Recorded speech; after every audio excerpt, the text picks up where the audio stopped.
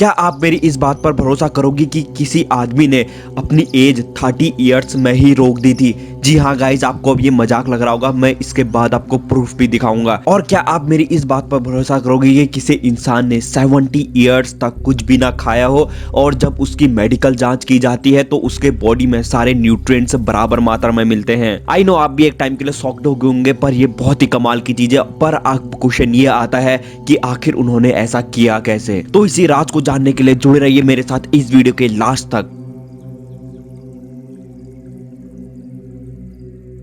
तो इस टेक्निक का नाम है मेडिटेशन। आपने भी ये वर्ड बहुत बार सुना होगा, पर आपको इसके एक्चुअल फायदे के बारे में नहीं पता होगा। और मैं आपको बता दूं, ऐसे बहुत सारे स्टडीज हुए हैं जिन्होंने मेडिटेशन करके अपने ब्रेन को डेवलप किया है, और जब उनके ब्रेन का एमआरआई स्कैन किया जाता है तो ये साफ हमें देखने को मिलता है कि उनका ब्रेन जो मेडिटेशन नहीं करता है उनसे ज्यादा डेवलप हुआ है। और मेडिटेशन एक ऐसी एंशिएंट टेक्निक है जो बहुत सारे देवी देवता भी करते थे। आपको भगवान शिव के बारे में तो पता ही होगा, वो हमेशा मेडिटेशन ही किया करते थे। पर मैं आपको बता दूं, हम आज के डेट में भी ऐसा नहीं कह सकते कि आखिर जो ये मेडिटेशन की टेक्निक है ये कितनी पुरानी है। पर साइंस ये कहता है कि बिटवीन 600 to 500 BCE में जो ये मेडिटेशन की टेक्निक है इंडिया, चाइना और बुद्धिस्ट लोगों से शुरू हुई थी। और आपको हिंदू की पवित्र बुक श्रीमद् भागवत गीता में भी मेडिटेशन के बारे में लिखा गया है। अब मैं आपको बता दूं आखिर मेडिटेशन रियली में होता क्या है। तो मैं आपको बता दूं, मेडिटेशन सिर्फ स्पिरिचुअलिटी से कनेक्ट कराने में ही हेल्प नहीं करता है, साथ ही साथ ये आपके सेंसेस को, आपके चक्रा को,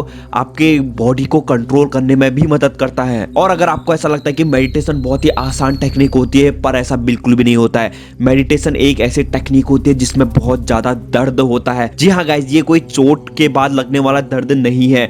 मैं आपको बता दूं, अमेरिका में आज की डेट में भी जो कैदी होते हैं उनको 11-11 घंटों तक मेडिटेशन करवाया जाता है। अब आपके दिमाग में एक क्वेश्चन जरूर आएगा कि जो एंशिएंट लोग थे वो आखिर मेडिटेशन कैसे किया करते थे। तो ये बताने से पहले मैं आपको उनके बारे में बताना चाहूंगा जिन्होंने अपनी एज 30 इयर्स में ही स्टॉप कर दी थी। अब जो आप अभी स्क्रीन पर देख रहे हैं इनका नाम है तट वाले बाबा, और ये ऋषिकेश उत्तराखंड में रहते थे। इनका जन्म 1884 में हुआ था और 1974 में इनकी डेथ हुई थी।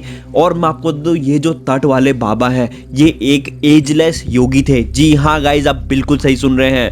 ये जो तट वाले बाबा है ये उत्तराखंड में ही नहीं, ये पूरे भारत में और विदेश में भी ये काफी फेमस थे। और इंटरेस्टिंग चीज ये है कि आप इनके शरीर को गौर से देखिए, आपको ये कितने एज के लग रहे हैं। आपको ये 25 to 30 एज के लग रहे होंगे, पर मैं आपको बता दूं इनकी एक्चुअल एज 90 है। जी हाँ गाइज, पर आपको ये लग 30 एज के रहे हैं। गाइज मैं कोई भी मजाक नहीं कर रहा हूं, ऐसा साइंस ने भी प्रूफ किया है कि ये एक एजलेस योगी है।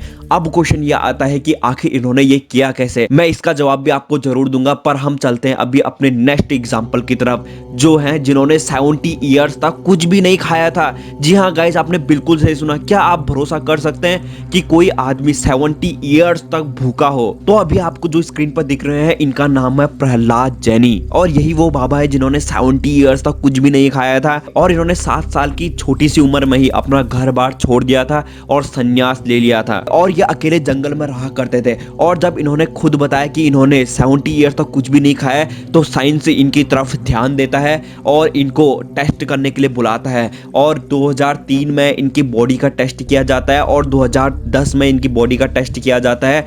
2003 में स्टार्लिंग हॉस्पिटल अहमदाबाद के डॉक्टरों द्वारा जब इनकी साइंटिफिक स्टडी की जाती है तो ये पता लगता है। और मैं आपको बता दूं, 2003 में जो स्टार्लिंग हॉस्पिटल अहमदाबाद द्वारा इनके पर जब स्टडी की जा रही थी तब इन पर लगातार कैमरे से नजर बनाई गई थी 15 दिनों तक। जी हाँ गाइज, और 15 दिनों तक इन्होंने ना पानी पिया था और ना ही खाना खाया था और ना ही ये वॉशरूम के लिए गए थे। जी हाँ गाइज, आप बिल्कुल सही सुन रहे हैं। अब आप ही सोचिए, क्या कोई आदमी 15 दिनों तक बिना खाए, बिना वॉशरूम जाए और बिना पानी पिए क्या जिंदा रह सकता है। और उसके बाद जब 15 दिन बाद उनकी बॉडी की साइंटिफिक स्टडी की जाती है, उनका ब्लड टेस्ट किया जाता है, तो सारे न्यूट्रिएंट्स प्रॉपर अमाउंट में मिलते हैं कि और उनकी बॉडी को देखकर ऐसा लगता ही नहीं कि वो 15 दिन से भूखे होंगे। अब अगली स्टडी 2010 में की जाती है। साइंटिस्ट को ऐसा लगता है कि क्या पता 2003 में जो स्टडी की गई हो उसमें कुछ लूप होल हो। तो जब 2010 की स्टडी की जाती है तो कुछ फॉरेन साइंटिस्ट भी इस पर इंटरेस्ट लेते हैं और ये स्टडी भी 15 दिनों तक चलती है। और इस साइंटिफिक स्टडी के बाद हमें यह पता चलता है कि जो भी प्रहलाद जैनी ने कहा है वो बिल्कुल सच है और उनकी बॉडी में प्रॉपर अमाउंट के न्यूट्रिशन भी मौजूद हैं। और उसके बाद प्रहलाद जैनी की डेथ होती है 90 की उम्र में, और इनकी डेथ अभी तक मिस्ट्री बनी हुई है और किसी को ये बात पता नहीं है कि उनकी डेथ आखिर हुई कैसे। और इनकी डेथ मिस्ट्री भी इसलिए बन जाती है क्योंकि 90 की एज में उन्हें किसी भी टाइप की कोई बीमारी नहीं थी और ना ही उन्हें ऐसा कोई हार्ट अटैक या कुछ भी ऐसा उनकी बॉडी में फर्क आया था, तो इसीलिए इनकी डेथ भी एक मिस्ट्री है। अब आप मुझसे यही पूछेंगे आखिर इन्होंने ऐसा किया कैसे, तो मैं आपको बता दूं उसकी सिर्फ एक ही टेक्निक है, वो है मेडिटेशन। जी हाँ गाइज, आप बिल्कुल सही सुन रहे हैं। आपको ये भी बहुत कॉमन लग रहा होगा पर आपको मेडिटेशन की एक्चुअल पावर के बारे में नहीं पता है। अब अगर हम मेडिटेशन की बात चली रही है तो भगवान शिव के बारे में कैसे भूल सकते हैं, तो मैं आपको बता दूं साइंस भगवान शिव के बारे में ये कहता है कि वो इसलिए इतना ज्यादा मेडिटेशन करते थे कि जो उनकी बॉडी के 7 चक्रास होते हैं, भगवान शिव ने वो 7 चक्रास एक्टिवेट कर लिए थे, जिसके वजह से उन्हें इतना ज्यादा ज्ञान था और वो इतना ज्यादा मेडिटेशन कर पाते थे। अब मैं आपसे ऐसा बिल्कुल भी नहीं कह रहा हूं कि आपको पूरा दिन भर मेडिटेशन करना है, पर जितना भी आप मेडिटेशन करते हो उसको सही तरीके से करने की बहुत ही जरूरत है। अब मैं आपको अगला एग्जांपल देना चाहूंगा कि आपने एंशिएंट लोगों को, जैसे या फिर साधु संतों को देखा होगा कि वो जंगल में मेडिटेशन किया करते थे, या आपने कहीं ना कहीं तो ये सुना ही होगा कि उसने जंगल में जाकर तपस्या की। तो वो तपस्या क्या है, तो वो तपस्या है मेडिटेशन। तो मेडिटेशन करने का एक्चुअल तरीका जो होता है वो एक शांत प्लेस ही होता है। अब अगर आप मेरे चैनल यानी फैक्ट्स फिलॉसफी के रेगुलर व्यूअर हैं तो आपको पता होगा कि मेडिटेशन के कितने ज्यादा बेनिफिट होते हैं, पर फिर भी मैं आपको शॉर्ट में बताना चाहूंगा कि मेडिटेशन करने से आप अपने ब्रेन को कंट्रोल कर सकते हैं, अपने सेंसेस को कंट्रोल कर सकते हैं, अपनी बॉडी को कंट्रोल कर सकते हैं। और मेडिटेशन करने से आपकी बॉडी में इंटरल्यूकिन 1 नाम का एक केमिकल रिलीज होता है जो एक नेचुरल पेन किलर होता है।